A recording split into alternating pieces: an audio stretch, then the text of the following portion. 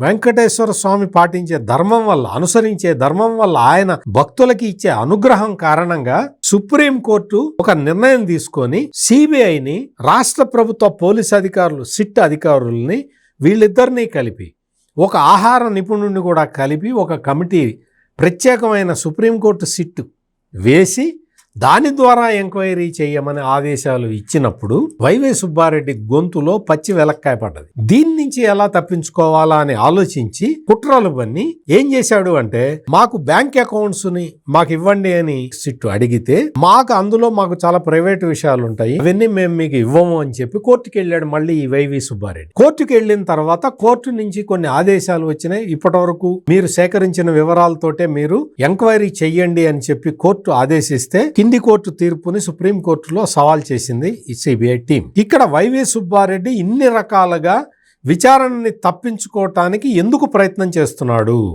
నువ్వు చైర్మన్గా పనిచేసిన నువ్వు ఏం చేయాలి? దర్యాప్తుకి సహకరించాలి, నిజంగా నువ్వు నేరం చేయకపోతే.